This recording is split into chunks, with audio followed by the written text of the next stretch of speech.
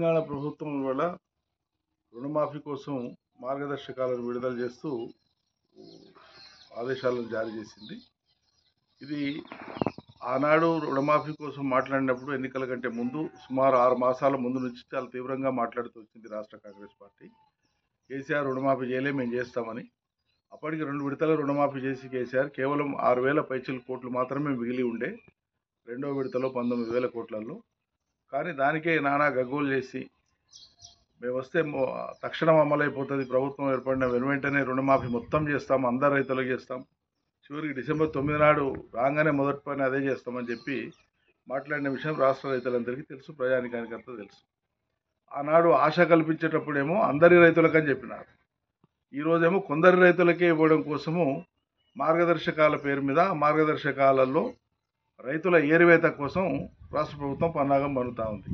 ఇది అత్యంత దుర్మార్గమైన హేయమైనటువంటి చర్య. రైతులకు మీరిచ్చిన మాట రుణమాఫీ రైతులు కోరలే, మీరిచ్చిన మాట మీరు నిలబెట్టుకోవడం కోసం వాళ్ళు ఇన్ని మాటలు మారుస్తున్నారు, నాలుక మడతేసి మాట్లాడుతున్నారు. చెప్పింది ఒకటి, అలా చేస్తున్నది ఒకటి. మీరు చెప్పింది ఏంటి? మొత్తం ఇస్తాం, కేసీఆర్ ఇవ్వంగా మిగిలింది ఏముందో అది ఇస్తాము, మళ్ళీ ఇప్పుడు మీరు తీసుకోండి, అర్జెంటుగా తీసుకోండి, అందరికి ఇస్తామన్నారు. అసలు 2 లక్షల రుణాలు తీసుకున్నటువంటి రైతుల సంఖ్య ఎంత, వాళ్ళు ఎవరెవరు మండలాల వారిగా జాబితా విడుదల చేయమని గత 2-3 మాసాల నుంచి మేము డిమాండ్ చేస్తున్నాం, చేయలే. మరి ఈ సింగారం కోసము 7 నెలలు ఎందుకు ఊరించినట్లు? ఇదేదో డిసెంబర్ 9 నాడే అప్పుడే చేసింటే అయిపోవు కదా.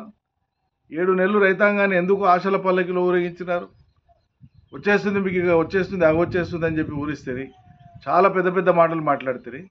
వాళ్ళు మీరు చెప్పేటువంటి మార్గదర్శకాల ప్రామాణికత తీసుకుంటే, పిఎంకేఎస్వైని కూడా ప్రామాణికంగా తీసుకుంటే, మీరు చెప్పే రేషన్ కార్డుల లెక్కను ప్రామాణికంగా తీసుకుంటే, మొత్తం ఉండేటువంటి 69 లక్షల పైచిలకు రైతాంగానికి సంబంధించినటువంటి సంఖ్యను మీరు వీలైనంత వరకు కుదించి ఇచ్చినాము అనిపించుకోవడానికి చేసేటువంటి ప్రయత్నాలు ఇవి తప్ప నిజంగా రైతులకు మేలు చేయడం కోసం మీరు సంకల్పించలేదు, మీకు ఆ ఉద్దేశం లేదనేది అర్థమవుతోంది.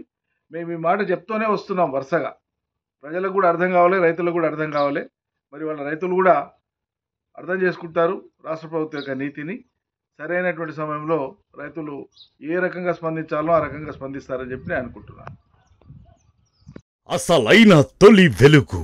ఫాలో వాట్సాప్ @తొలి వెలుగు official.